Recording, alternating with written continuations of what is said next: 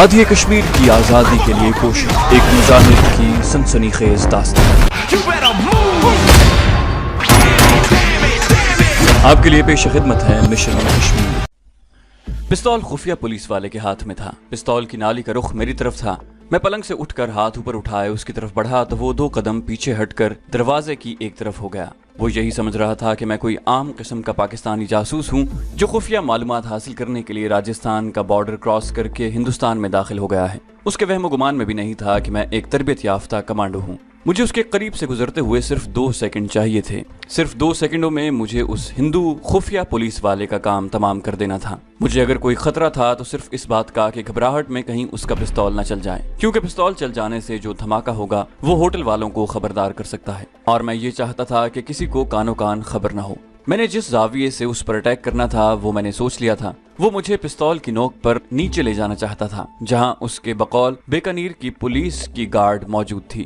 جیسے ہی میں اس کے قریب سے گزرا، ایک بجلی سی چمکی اور دوسرے لمحے خفیہ پولیس افسر کا پستول نیچے گر چکا تھا اور اس کی گردن میرے دائیں بازو کے آہنی شکنجے میں تھی۔ صرف ایک ہی جھٹکا کافی تھا۔ میری کمانڈو ٹریننگ کے تینوں استادوں نے مجھے انسانی جسم کی ہڈیاں، خاص طور پر گردن کی ہڈی کے بارے میں تفصیل سے بتایا ہوا تھا کہ کس طرح دشمن کی گردن کو شکنجے میں جکڑ کر کس سمت کو جھٹکا دینا ہے۔ میں نے بالکل اپنی ٹریننگ کے مطابق جھٹکا دیا تھا۔ خفیہ پولیس کا ہندو سپاہی بڑی آسانی سے شکار ہو گیا۔ ایک جھٹکا اس کے لیے بہت زیادہ تھا۔ جب میں نے اسے فرش پر گرا کر اس کی گردن کو ٹٹولا تو اس کی گردن کی ہڈی 2-3 جگہوں سے ٹوٹ چکی تھی۔ سب سے پہلا کام میں نے یہ کیا کہ صدری کی جیب سے رومال نکال کر اس کی گردن پر پڑے ہوئے اپنی انگلیوں کے نشان اچھی طرح رگڑ کر مٹا دیے۔ پھر اس کی لاش کو اس طرح گھسیٹ کر پلنگ کے نیچے چھپا دیا کہ میرا ہاتھ اس کے جسم کے کسی حصے کو نہ چھوئے۔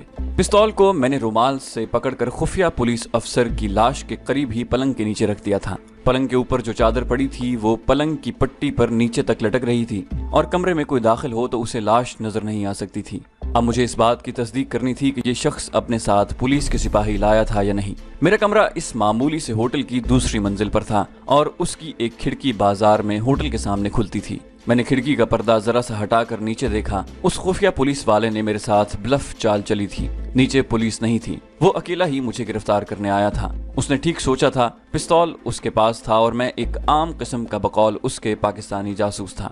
وہ پستول دکھا کر آسانی سے مجھے آگے لگا سکتا تھا۔ اگر اسے کسی طرح بھی یہ پتہ چل جاتا کہ میں ایک زبردست تربیت یافتہ سرفروش قسم کا کمانڈو ہوں تو وہ یہ حماقت کبھی نہ کرتا اور اپنے ساتھ پولیس کی پوری گارڈ لاتا، لیکن اس کا وقت پورا ہو چکا تھا۔ اس کے باوجود میں نے سامنے سے نیچے اترنے کا خطرہ مول نہ لیا۔ یہ بھی ممکن تھا کہ پولیس کے سپاہی آس پاس چھپے ہوئے ہوں۔ ہوٹل کے ملازم لڑکے کو میں نے کہہ دیا تھا کہ میں رات کا کھانا نہیں کھاؤں گا اور ابھی آرام کر رہا ہوں۔ میں نے پچھلی کھڑکی کھول کر نیچے دیکھا۔ شام کا دھندلا دھندلا اندھیرا ہو رہا تھا۔ صحراؤں میں شام کا وقت دیر تک برقرار رہتا ہے، یعنی شام دیر تک چھائی رہتی ہے۔ باہر جو درخت تھا اس کے 2-4 بڑی شاخیں ہوٹل کی کھڑکی کے ساتھ تو نہیں لگی ہوئی تھیں، مگر قریب سے ہو کر اوپر چلی گئی تھیں۔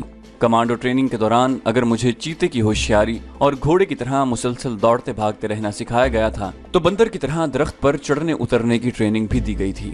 میں نے کمرے کی بتی جلتی رہنے دی، کھڑکی پر چڑھ کر درخت کی بڑی شاخ پر چھلانگ لگا دی۔ میں جھول کر دوسری شاخ پر جا کر ٹک گیا۔ نیچے نگاہ ڈالی، اس طرف کوئی باقاعدہ سڑک نہیں تھی، کھلی جگہ تھی۔ سامنے بھی ایک درخت تھا جہاں ایک گائے اور بکری بندھی تھی۔ میں بڑے اطمینان سے نیچے اترا اور ایک طرف چل پڑا۔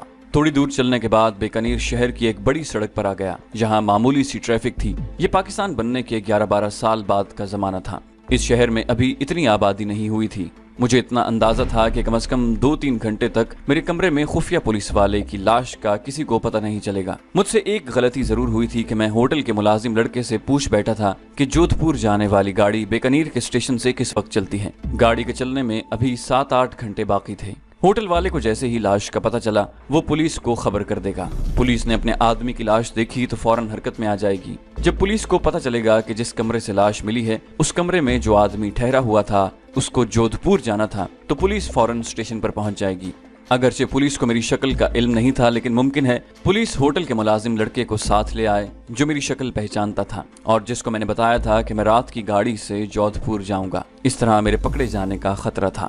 چنانچہ میں نے ایک طریقہ سوچ لیا۔ میں سیدھا لاری اڈے چلا گیا۔ جودھ پور سے بیکانیر آتے ہوئے درمیان میں ناگور نام کا ایک بڑا شہر آیا تھا۔ میں نے لاری اڈے سے معلوم کیا کہ ناگور کو کوئی لاری جاتی ہے۔ پتہ چلا کہ رات کو کوئی لاری نہیں جاتی، صبح جائے گی۔ मैं इंतजार करने की पोजीशन में नहीं था। मेरे लिए इस शहर में रहना शदीद खतरे का बायस बन सकता था। जैसे जैसे वक्त गुजरता जा रहा था वो नाजुक घड़ी करीब आती जा रही थी जब बीकानेर पुलिस की सारी फौज ने मेरी तलाश में निकल खड़ा होना था और पूरे शहर के लारियों के अड्डे और रेलवे स्टेशन की नाकाबंदी कर लेनी थी। मैं जिस खुफिया पुलिस अफसर को कत्ल करके उसकी लाश होटल के कमरे में पलंग के नीचे छुपाया था, उसका राज ज्यादा से ज्यादा 2-2.5 घंटे तक ही छुपा रह सकता था। मेरी प्रॉब्लम और मेरा मसला ये था कि मैं सिर्फ एक कमांडो ही नहीं था, मैं एक जासूस भी था। अगर कमांडो होता और पकड़ा जाता तो मैं टॉर्चर बर्दाश्त कर सकता था और अपनी जान पर खेलकर जेल से या हवालात से पुलिस की हिरासत से भी फरार हो सकता था। असल मसला ये था कि मेरे सामने एक इंतहाई अहम और तवील मिशन था और उसके लिए जरूरी था कि इंडिया की पुलिस के रिकॉर्ड पर मेरा नाम, मेरी शक्ल और मेरी उंगलियों के निशान न आए। इस तरह मेरा मिशन अपने आगाज ही में तबाह हो सकता था। इसलिए मेरा पुलिस की निगाहों से रूपोश हो जाना बेहद जरूरी था। ट्रेन के जरिए जोधपुर जाने का तो सवाल ही पैदा नहीं होता था। लारी कोई नहीं उस तरफ जाती थी। अब एक ही तरीका रह गया था कि मैं पैदल ही जोधपुर नागौर जाने वाली सड़क पर चल पड़ूं और सुबह होने तक बीकानेर से जितनी दूर निकल सकता हूं निकल जाऊं। लेकिन इसमें भी ये खतरा मौजूद था कि पुलिस मेरी तलाश में नागौर, जोधपुर, शाहरा पर आ सकती थी। मैं लारी अड्डे से निकलकर शहर से थोड़ा बाहर एक मंदिर के पास तालाब के किनारे बैठा था। मंदिर में मूर्ति की पूजा हो रही थी और घंटियों की आवाजें आ रही थीं। शहर की जानिब मकानों में रोशनियां झिलमिला रही थीं। एक दिन पहले सुबह के वक्त मैंने बीकानेर से जोधपुर को जाती बड़ी सड़क देख ली थी। उस सड़क पर हिंदी में एक तख्ती भी लगी हुई थी। मैंने सोचा कि जहां बैठे रहना अपने आप को मजीद खतरे में डालने के बराबर है। बेहतर यही है कि मैं बड़ी सड़क पर जाता हूँ, शायद वहाँ कोई तदबीर बन जाए, क्योंकि अभी लाश का राज खुलने में 1.5 घंटा यकीनन बाकी था। 1.5 घंटे से पहले होटल के लड़के का मेरे कमरे में जाने का इम्कान नहीं था। मैं तालाब के किनारे से उठा और अंदाजे से हाईवे यानी बीकानेर जोधपुर शाहरा की तरफ चल पड़ा। एक जगह से मुझे पूछना भी पड़ा। आखिर में बड़ी सड़क पर आ गया। ये सड़क इतनी कुशादा नहीं थी मगर पक्की थी। महसूल चुंगी पर 1-2 ट्रक खड़े थे।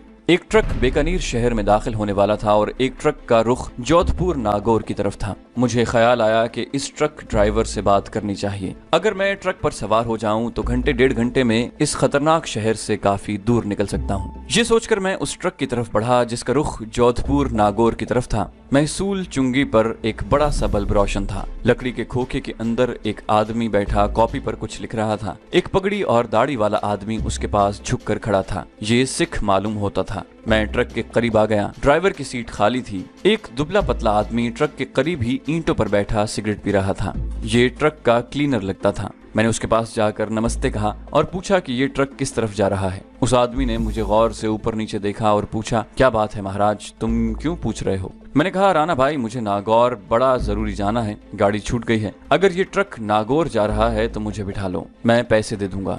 मुझे मालूम था कि राजस्थान में राणा का लफ्ज बड़ा इज्जत और तकरीम का लफ्ज है। मैंने जानबूझकर क्लीनर को राणा भाई कहा था। वो बड़ा खुश हुआ और उठकर मेरे करीब होकर बोला, सरदार जी चुंगी बाबू के पास गए हैं, तुम उससे बात कर लो। है तो वो ड्राइवर मगर बड़ा अच्छा आदमी है, तुम्हें बिठा लेगा। हम माल लेकर नागौर ही जा रहे हैं। इतने में सिख ड्राइवर भी चुंगी वाले खोखे से निकल कर आ गया। उसने मुझे क्लीनर के साथ बातें करते देखा तो झूमते हुए पूछा, क्यों भाई, क्या बात है? क्लीनर ने उसे बताया कि महाशय जी को नागौर जाना है। मैंने सिख ड्राइवर की तरफ मुतवज्जे होकर कहा, सरदार जी, नागौर में मेरी माता पिता की बीमारी का तार आया है। इस वक्त कोई रेलगाड़ी या लारी भी नहीं जाती। आप मुझे बिठा लें तो बड़ी कृपा होगी, मैं किराया दे दूंगा। सिख ड्राइवर ने थोड़ी पी रखी थी। ड्राइविंग सीट की खिड़की खोलते हुए बोला, किराया विराया रहने दो जी, बैठ जाओ पीछे। फिर उसने क्लीनर से कहा, चलो इनको पीछे बिठा दे। ट्रक में बोरियां लदी हुई थी। बीच में बैठने के लिए काफी जगह थी। क्लीनर ने मुझे बोरियों के दरमियान बिठा दिया और तख्ता लगा दिया। ये तख्ता ट्रक के पीछे आधे दरवाजे तक लगा था और मैं बोरियों के पीछे बैठा सड़क को बखूबी देख सकता था। थोड़ी देर बाद ट्रक चल पड़ा। सड़क पर ट्रैफिक न होने के बराबर थी।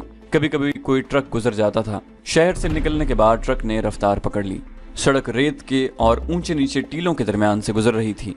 आसमान पर तारे कहीं कहीं चमकते नजर आ रहे थे। रेत के टीले अंधेरे में डूबे हुए थे। सिर्फ उनकी चोटियां नीलगूं सितारों वाले आसमान के पस मंजर में नजर आ रही थी। ट्रक के पीछे बैठने से हवा के थपेड़े मुझ पर पड़े थे और उनमें रेत के जर्रे भी थे।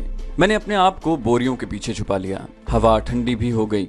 अचानक मुझे चंद्रिका, बदरू या हवाई मखलूक का ख्याल आ गया जो मुझे अपने किसी पहले जन्म का खामद समझती थी और जो बीकानेर वाले होटल की खिड़की के बाहर भी जाहिर हुई थी। उसके बाद वो मुझे कहीं नजर न आई। मैंने खुदा का शुक्र अदा किया कि उस बला से भी पीछा छूटा और बीकानेर की बदरूह बीकानेर ही में रह गई। ट्रक सहराई रात में सड़क पर एक खास रफ्तार के साथ दौड़ता जा रहा था। मुझे कुछ मालूम नहीं था कि ये ट्रक नागौर किस वक्त पहुंचेगा। इतना जरूर मालूम था कि ये सफर काफी लंबा था। एक दो दफा मैंने बोरियों से टेक लगाकर सोने की कोशिश भी की, मगर ट्रक के पीछे से जो हवा के थपेड़े पड़ रहे थे वो सोने नहीं देते थे। रात गहरी होती जा रही थी। कोई 2.5-3 घंटे के बाद किसी कस्बे की रोशनी आ गई। ट्रक सड़क के किनारे एक जगह रुक गया। मैंने खुदा का शुक्र अदा किया। जल्दी से नीचे उतरकर कपड़ों पर पड़ी हुई रेत झाड़ने लगा। सिख ड्राइवर भी नीचे उतर रहा था। यहाँ चाय की 2-3 दुकानें थीं जहाँ फिल्मी गीतों की रिकॉर्डिंग हो रही थी। सिख ड्राइवर ने मेरी तरफ देखकर कहा, आ जाओ महाराज, आ जाओ, चाय पानी चख लें। मैं हिंदुओं की तरह आजी से मुस्कुराता हुआ हाथ सीने पर बांधे सिख ड्राइवर की तरफ बढ़ा। पीछे रेत मिट्टी तो बड़ी पड़ी होगी, खैर कोई बात नहीं बादशाह, नागौर अब ज्यादा दूर नहीं। हमने चाय की दुकान के बाहर लोहे की कुर्सियों पर बैठकर चाय पी। इस दौरान सिख ड्राइवर ने जेब से छोटी बोतल निकालकर उसमें से 2-3 घूंट भी लगा लिए। उसने मुझसे पूछा कि मैं नागौर में कहाँ रहता हूँ, क्या करता हूँ। मुझे नागौर के बारे में कुछ भी मालूम नहीं था। मैंने यूं ही कह दिया कि हमारा घर बड़े मंदिर के पीछे गली में है। मैं धर्मवीर हाई स्कूल में टीचर हूँ। सिख ड्राइवर को थोड़ी थोड़ी चढ़ी हुई थी। उसने मेरी बात पर कोई ज्यादा तवज्जो न दी। होटल वाले का नाम लेकर उसे एक गाली दी और कहा कि सोडे वाटर की बोतल भेजे। कोई 1.25 घंटा वहां रुकने के बाद ट्रक फिर अपनी मंजिल की तरफ रवाना हो गया। इतना मुझे पता चल गया था कि हम नागौर पो फटने पहुंचेंगे। उस वक्त मुझे जोधपुर जाने वाली कोई न कोई गाड़ी मिल सकती थी। अगर रेलगाड़ी न मिली तो मैं किसी बस में सवार हो सकता था। मुझे यकीन था कि उस वक्त तक होटल में पुलिस अफसर की लाश मिल गई होगी और बीकानेर के पुलिस ने मेरी तलाश में शहर की नाकाबंदी कर ली होगी। ये भी मुमकिन था कि जोधपुर पुलिस को भी कत्ल की इत्तला कर दी गई हो और उसे मेरा हुलिया बता दिया गया हो। इसका मतलब ये था कि मुझे अब बड़ी एहतियात से काम लेना होगा। मैं एक खतरे से निकलकर दूसरे खतरे की हुदूद में दाखिल होने वाला था। इस हिसाब से मुझे नागौर पहुंचकर हरगिज रेलवे स्टेशन का रुख करना नहीं चाहिए था। मेरे लिए यही बेहतर था कि मैं नागौर से भी जोधपुर जाने वाली कोई लारी पकड़ लूं। लारी में चेकिंग का इतना इम्कान नहीं था। ये ख्याल सोचते सोचते न जाने किस वक्त मुझे नींद आ गई। मैं गहरी नींद सो गया। आंख खुली तो पौ फट रही थी और ट्रक एक बड़े शहर की रोशनियों वाली सड़क पर से गुजर रहा था। हम नागौर पहुंच चुके थे। ट्रक अड्डे में जाकर रुक गया। मैंने उतरकर सिख ड्राइवर का शुक्रिया अदा किया और कुछ पैसे देने चाहे, मगर सिख ड्राइवर ने लेने से इनकार कर दिया। मैंने हाथ जोड़कर कहा, सरदार जी, मैं आपका धन्यवादी हूँ। अभी सुबह नहीं हुई थी, रात का अंधेरा बाकी था। नागौर कोई इतना बड़ा शहर नहीं था। मैंने ट्रकों के अड्डे पर ही एक मजदूर से जोधपुर के लारी अड्डे का पता मालूम कर लिया और अड्डे पर आ गया। यहाँ एक लारी आकर रुकी थी। उसमें से सवारियां उतर रही थीं। 2-3 लारियां करीब ही खड़ी थीं। मालूम हुआ कि जोधपुर जाने वाली लारी आधे घंटे बाद चलेगी। मैं वहीं एक तरफ होकर बैठ गया। सामने चाय की दुकान थी। मैंने रात से कुछ नहीं खाया था। मेरे ऐसे तरबियत याफ्ता कमांडो को भूख लगती जरूर है, मगर भूख तंग कभी नहीं कर सकती। बहरहाल मुझे भूख लगी हुई थी। दुकान में बैठकर जो कुछ खा सकता था सिर होकर खाया। चाय पी। इतने में जोधपुर जाने वाली लारी तैयार हो गई। टिकट लेकर दूसरे राजस्थानी मुसाफिरों के दरमियान आकर बैठ गया। लारी जोधपुर की तरफ रवाना हो गई। ये भी रेतीले टीलों मैदानों का सफर था। दोपहर के वक्त लारी ने जोधपुर पहुंचा दिया। यहाँ मैं बेहद मोहतात हो गया। लारी में सफर के दौरान मैंने एक मुसाफिर से सारी मालूमात हासिल कर ली थी। मेरा प्रोग्राम जोधपुर से मारवाड़ के एक शहर पाली तक बजरिया बस सफर करने का था। उसके बाद मुझे कोई ट्रेन पकड़कर हालात के मुताबिक अहमदाबाद की तरफ कूच कर जाना था। चुनाचे जोधपुर के अड्डे पर उतरने के बाद फौरन मैंने वहीं से पाली जाने वाली लारी का पता किया। 1 घंटे बाद मुझे मारवाड़ के शहर पाली जाने वाली लारी मिल गई, मगर ये 1 घंटे का अरसा मैंने जोधपुर के लारी अड्डे पर इंतहाई परेशानी में गुजारा, क्योंकि यहाँ की पुलिस को मेरे अंदाजे और मेरे ख्याल के मुताबिक ये इत्तला खुद मिल गई थी कि इस हुलिये इस लिबास का नौजवान बीकानेर में पुलिस अफसर को कत्ल करके इस तरफ आ रहा है। मैंने ये सारा वक्त लारी अड्डे में एक बहुत बड़े दरख्त के पीछे छोटी सी चाय की दुकान में बैठकर गुजारा। लारी तैयार हुई तो मैं उसमें उस वक्त सवार हुआ जब वो चलने लगी थी। पाली तक कोई 1.5 घंटे का सफर था। यहाँ पहुंचकर पता चला कि अहमदाबाद जाने वाली गाड़ी जूना के रेलवे स्टेशन से मिलेगी, जो पाली से 1.25 घंटे का लारी का सफर था। मैं फौरन वहां से दूसरी लारी में बैठकर जूना आ गया। ये station Jodhpur Ahmedabad main line का स्टेशन था। यहाँ से मुझे अजमेर शरीफ से आने वाली गाड़ी मिल गई जो सीधी अहमदाबाद जा रही थी। ये काफी लंबा सफर था। शाम हो रही थी जब गाड़ी चली। ये कोई एक्सप्रेस गाड़ी नहीं थी, जगह जगह खड़ी होती थी। खुदा खुदा करके मेरा सफर कटा और मैं अगले दिन अहमदाबाद पहुंच गया। प्लेटफॉर्म पर उतरते ही मैंने करीम भाई को उसके दिए हुए नंबर पर टेलीफोन किया और उसे बताया कि मैं आ गया हूँ। उसने कहा, स्टेशन के पीछे जो रेलवे पुल है उसके पास आ जाओ, मैं तुम्हें लेने आ रहा हूँ। अहमदाबाद रेलवे स्टेशन पर मुसाफिरों का काफी रश था। पुलिस के सिपाही भी इधर उधर खड़े अपनी ड्यूटी दे रहे थे, मगर मेरी तरफ किसी ने ध्यान न दिया। मैं स्टेशन से निकलकर रेलवे पुल की एक तरफ होकर खड़ा हो गया। पुल काफी बड़ा था, गाड़ियां, बैलगाड़ियां, स्कूटर आ जा रहे थे। मेरा हुलिया बिल्कुल हिंदुओं वाला था। माथे पर तिलक लगा था, कलाई में मंगलसूत्र बंधा था। अहमदाबाद में मुसलमान भी भारी तादाद में रहते थे, मगर मुझे यहाँ जैनी हिंदू बनकर रहना था। इतने में दूर से मुझे करीम भाई की पुरानी मोरिस कार आती दिखाई दी। करीम भाई ने भी मुझे देख लिया था। गाड़ी मेरे करीब आकर रुक गई। करीम भाई ने पीछे बैठने का इशारा किया। मैं पिछली सीट पर बैठ गया और गाड़ी एक तरफ चल पड़ी। करीम भाई ने मुझसे मंगलसूत्र के बारे में पूछा। मैंने उसे बताया कि मंगलसूत्र मुझे मिल गया, कोई परेशानी तो नहीं उठानी पड़ी। मैंने कहा, एक खुफिया पुलिस वाले को कत्ल करना पड़ा। करीम भाई ने कोई रद्द अमल जाहिर न किया। गाड़ी शहर के मसरूफ सड़कों पर से निकलकर निस्बतन वीरान इलाके में दाखिल हो गई। उसने काफी देर खामोश रहने के बाद मुझसे सवाल किया, लाश पर उंगलियों के निशान तो नहीं छोड़ा है? मैंने कहा, निशान पड़े थे, मैंने रुमाल से अच्छी तरह साफ कर दिए। तुम्हें पुलिस ने देखा तो नहीं? मैंने जवाब दिया, सिर्फ उसी खुफिया पुलिस अफसर ने देखा था जिसे मैंने ठिकाने लगा दिया। अच्छा किया। मैंने करीम भाई को हवाई मखलूक चंद्रिका के बारे में ये सोचकर कुछ न बताया कि उसे इससे क्या दिलचस्पी हो सकती है और फिर इस हवाई मखलूक का हमारे मिशन से क्या ताल्लुक। करीम भाई मुझे शहर से बाहर वाले अपने पुराने गोदाम नुमा क्वार्टर में छोड़कर वापस चला गया। जाती दफा कह गया कि मैं रात को आऊंगा। ये वक्त मैंने किचन में खाना तैयार करने, कॉफी बनाने और कमरे में खिड़की के पास अकेला बैठकर अपने मिशन के बारे में सोच विचार करते गुजार दी। रात हो गई थी। कमरे में करीम भाई ने मुझे बिजली की बत्ती जलाने से मना कर रखा था। सिर्फ कोने में एक मोमबत्ती रोशन की हुई थी। वो नहीं चाहता था कि दूर से किसी को क्वार्टर में रोशनी नजर आ जाए। आधी रात के वक्त करीम भाई अपनी गाड़ी लेकर आ गया। गाड़ी की डिग्गी में से उसने अटैची केस निकाला और उसे कमरे में ले आया। कहने लगा, तुम्हें ये कपड़े बदल कर नए कपड़े पहनने होंगे। मैं तुम्हारे लिए 2 नए जोड़े लेकर आया हूँ। ये सफेद खद्दर के कुर्ते पाजामे और बादामी रंग की वॉस्कट थी। उसने कपड़े अटैची केस से निकाल कर चारपाई पर एक तरफ रख दिए और ये कहकर किचन में चला गया कि मैं कॉफी बना कर लाता हूँ। मैं चारपाई पर दीवार से टेक लगाए बैठा था। थोड़ी देर बाद करीम भाई कॉफी के 2 मग बना कर ले आया। हम कॉफी पीते हुए बातें करने लगे। उसने मेरे मंगलसूत्र को गौर से देखा और कहने लगा, अब तुम जैन मत के पक्के विद्वान बन गए हो। ये इस बात की निशानी है कि तुम कट्टर जैनी शास्त्री हो। अब कल से तुम्हें अपने मिशन का आगाज करना है।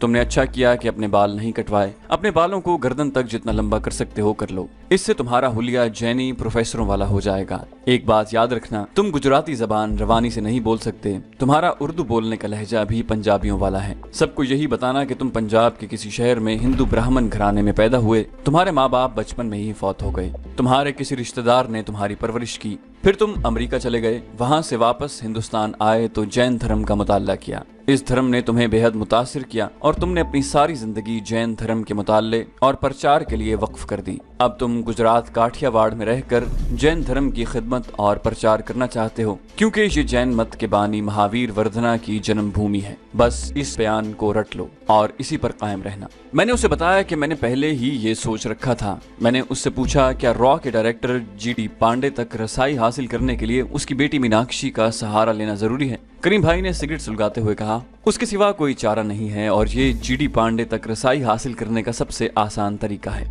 क्योंकि पांडे अपनी इकलौती बेटी मीनाक्षी से बहुत मोहब्बत करता है और मीनाक्षी भी जैन धर्म को जीवन की निजात का वाहिद जरिया समझती है। तुम चाहे कितने दौलतमंद नौजवान बनकर भी उसके पास जाओगे, उसे मुतासिर न कर सकोगे। अहमदाबाद, बम्बई वगैरह में मीनाक्षी के कई दौलतमंद रिश्तेदार नौजवान मौजूद हैं। उसके दिलो दिमाग पर कब्जा करने का सिर्फ एक ही तरीका है कि किसी तरह उसके मजहबी जज्बात पर इतना गहरा असर डालो कि वो तुम्हारी गर्विदा हो जाए। वो बड़ी पढ़ी लिखी है और जैन धर्म और ब्राह्मण मत के बारे में बहुत इल्म रखती है और जैन धर्म के वरदानों और जोगी साधुओं की बड़ी इज्जत करती है। मैं चुप बैठा था। करीम भाई भी खामोश हो गया। फिर मेरी तरफ देखकर कहने लगा, क्या तुम मीनाक्षी पर इतना असर डाल सकोगे? तुम तरबियत याफ्ता कमांडो हो, दुश्मन को पलक झपकते में ठिकाने लगा सकते हो। तुम हाई एक्सप्लोसिव्स के भी माहिर हो, डायनामाइट लगाकर बड़े से बड़े पुल को 1 सेकंड में उड़ा सकते हो। लेकिन क्या तुम एक नौजवान खूबसूरत लड़की के दिल को इस तरह अपनी मुट्ठी में ले सकते हो कि वो तुम्हारी गर्विदा हो जाए और तुम्हें अपने बाप GD पांडे से मिलवाने भी ले जाए? मैंने कहा, मैं कोशिश करूंगा। हकीकत ये है कि ये काम मुझे भी मुश्किल नजर आ रहा था। मुश्किल इन मानों में कि मैं मजहबी बहस मुबाहसे से तो मीनाक्षी पर अपना असर डाल सकता था, लेकिन उसे अपना गर्विदा बनाने और उसके दिलो दिमाग पर कब्जा जमाने वाली बात मुझे मशकूक लग रही थी। इसके लिए किसी करामत की जरूरत थी, कोई शोभदा दिखाने की जरूरत थी, और शोभदा और करामत मेरे पास नहीं थे। करीम भाई कहने लगा, अब सो जाओ, मैं भी इसी मसले पर मजीद गौर करता हूँ, क्योंकि हमें पक्का कदम उठाना होगा। शुरू में ही अगर पांव जमकर न पड़ा तो खतरा है कि सारा मिशन धरे का धरा रह जाएगा। मैंने करीम भाई से सवाल किया, क्या हमें किसी दूसरे तरीके से रॉ के हेडक्वार्टर की कश्मीर के बारे में हिकमत अमली और कश्मीर में फौजी यूनिटों की नक्लो हरकत और पाकिस्तान में रॉ के एजेंटों की इब्तदाई सरगर्मियों के बारे में मालूमात हासिल नहीं हो सकती? करीम भाई ने नफी में सर हिलाते हुए कहा, अहमदाबाद में रॉ का जो खुफिया हेडक्वार्टर है और जिसका डायरेक्टर मीनाक्षी का बाप है, सारी हिकमत अमली उसी दफ्तर में तय पाती है। यही महकमा श्रीलंका में तमिल टाइगर्स की मदद करता है और यही महकमा पाकिस्तान में तखरीबकार भेजने की पॉलिसी वाजे कर चुका है, और वो इब्तदाई ब्लूप्रिंट भी उसी महकमे में जीडी पांडे की निगरानी में तैयार होते हैं, जिन पर अमल करते हुए कश्मीर में मुजाहिदीन आज़ादी की तहरीक जिहाद को कुचलने के लिए मुख्तलिफ हथकंडे तैयार किए जाते हैं। इसलिए जीडी पांडे के हेडक्वार्टर में घुसकर बैठना और उस शख्स का एतमाद हासिल करना बेहद जरूरी है, और इस अय्यार और तजर्बेकार ब्यूरोक्रेट का एतमाद तुम मीनाक्षी के जरिए ही हासिल कर सकते हो। इसी के लिए तो तुम्हें शोभदा दिखाना होगा। करीम भाई मेरी तरफ देखने लगा, क्या तुम कोई शोभदा दिखा सकते हो? फिर खुद ही उसने अपने सवाल का जवाब देते हुए कहा, नहीं, ये काम कोई शोभदाबाज ही कर सकता है, कमांडो नहीं कर सकता। अच्छा, एक दिन मजीद गौर कर लेते हैं, मैं कल रात को फिर आऊंगा, तुम भी कुछ सोच रखो, मैं भी कुछ सोचूंगा, हो सकता है कोई कारगर तदबीर हमारे दिमागों में आ जाए। करीम भाई चला गया। उस शख्स की बातें हकीकत पसंदाना थी। तो दोस्तों, ये थी हमारी आज की एपिसोड। उम्मीद करते हैं आपको हमारी कहानी पसंद आई होगी। जाने से पहले इस वीडियो को लाइक कीजिए और शेयर करना मत भूलिए। कमेंट करके हमें बताइए कि आपको हमारी वीडियो कैसी लगी, और अगर अभी तक आपने इस चैनल को सब्सक्राइब नहीं किया तो इसे सब्सक्राइब कीजिए और बेल आइकन दबाकर ऑल नोटिफिकेशंस ऑन कर लीजिए।